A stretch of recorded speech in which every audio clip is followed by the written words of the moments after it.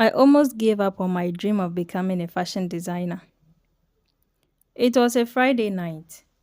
My sewing machine had stopped working again. No money to fix it, no clients. Just me sitting in the dark, wondering if all the struggle was even worth it. I whispered, God, if this is not my path, please show me. That week had been rough.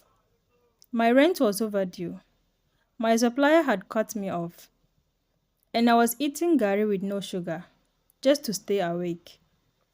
Then my best friend called and said, maybe fashion is just isn't your thing.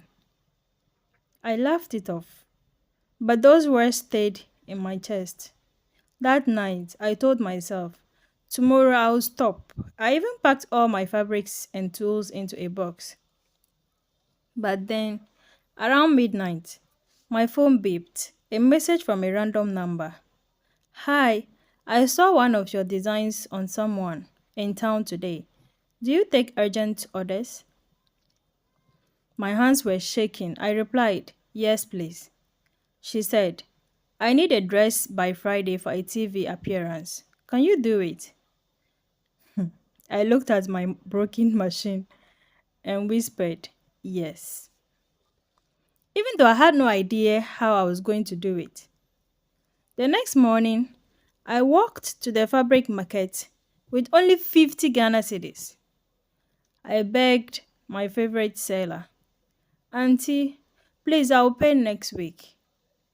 She looked at me for a long time and said, I don't know why I trust you, but take it. That fabric felt like a miracle in my hands.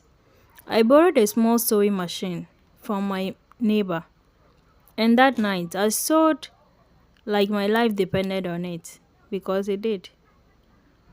By sunrise, the dress was ready. It wasn't perfect, but it was me. I delivered it in a small polythene bag, and as I handed it over, I whispered to God, please help me. Please let this fit her. That evening, my phone started blowing up. The woman had posted her photo wearing my dress, tagged my tiny page. Within hours, I had 2,000 new followers. By morning, over 30 new others. Then she called again. I need 10 more dresses for a photo shoot, and this time I want you in the story. I didn't know it then, but that photo shoot would change my entire life. That photo shoot went viral. Everywhere I looked, people were sharing, commenting, asking who made that dress.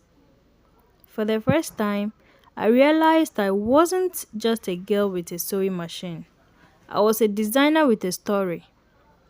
2 weeks later, a magazine reached out. They wanted to feature me under a fashion show. When I walked into their office, the editor smiled and said, so you are the one behind the dress, that beautiful dress. We have been looking for you. That day, I understood something powerful. You don't need everything to start. You just need faith, grit, and one yes.